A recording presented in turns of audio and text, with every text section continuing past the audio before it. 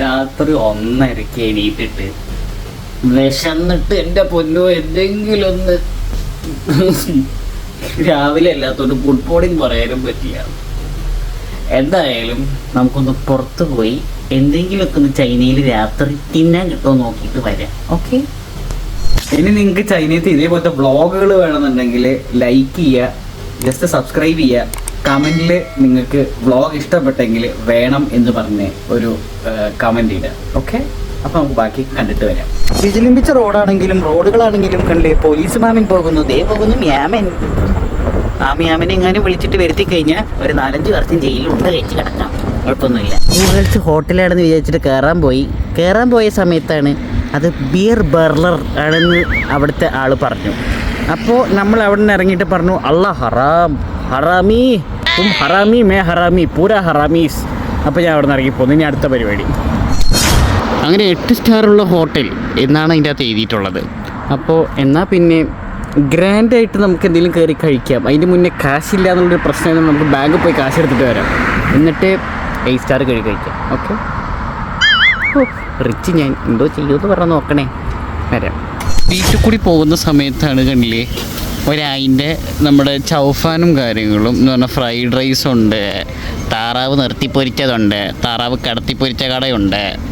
ഇത് വേറെന്തോ കടയാണ്, ഇത് പന്നിക്കടയാണ്, ഇത് ചിക്കൻ താർമാറായിട്ടുള്ള കടയാണ്, ഇത് വേറെന്തോ കടയാണ്.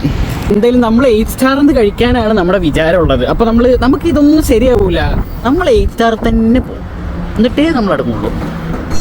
കയ്യിൽ ക്യാഷ് ഇല്ലാത്തതുകൊണ്ട് ആദ്യം തെണ്ടിത്തിരിയാതെ നമുക്ക് ആദ്യം ബാങ്ക് കയറാം. ബാങ്ക് കയറിയതിന് ശേഷം അടുത്ത പരിപാടി. ATM-ൽ വന്നപ്പോൾ വലിയൊരു സത്യം മനസ്സിലാക്കി, കയ്യിൽ കാർഡില്ല. അപ്പോൾ മൂഞ്ചി. അപ്പോൾ കാർഡില്ലാത്ത സ്ഥിതിക്ക് ചൈനയിലെ ATM എങ്ങനെ പ്രവർത്തിക്കും എന്നുള്ളതാണ് നമ്മുടെ ഇന്നത്തെ പരിപാടി. അപ്പോൾ ഇതേപോലെ എടുക്കുക, ഇവിടെ സ്കാനിങ്ങിന് സംഭവമുണ്ടോ, സ്കാൻ ചെയ്യുക.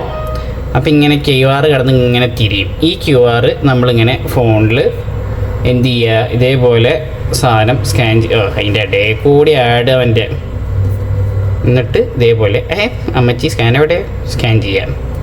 അപ്പോൾ ഇതിൻ്റെ അകത്തൊരു പാസ്വേഡും കാര്യങ്ങളൊക്കെ ചോദിക്കും. ആ പാസ്വേഡ് ഞാനിവിടെ ചെറുതായിട്ടൊന്ന് ബ്ലർ ചെയ്ത് അടിക്കുന്നുണ്ട്.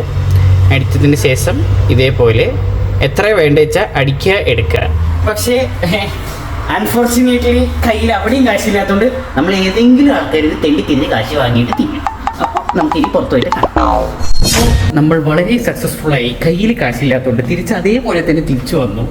ഇനി റൂമിൽ ചെല്ലുക, നല്ല അന്തസ്സായിട്ട് ബച്ച തണ്ടി കുടിക്കുക, കിടന്നുറങ്ങുക.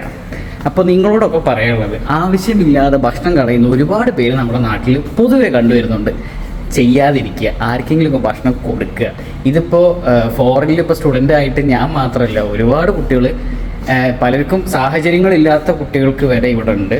അപ്പോൾ ഫുഡ് കളയാതിരിക്കുക, അതൊരു മെസ്സേജായിട്ട് എടുക്കുക, അതൊരു പോസിറ്റീവായിട്ടുള്ള മെസ്സേജായിട്ട് എടുക്കുക. അപ്പോൾ അടുത്ത വീഡിയോ കാണുന്നവരേക്കും ഇന്നത്തെ പരിപാടി തീർന്നു. അപ്പോൾ doctor kid smile signing off. Tata.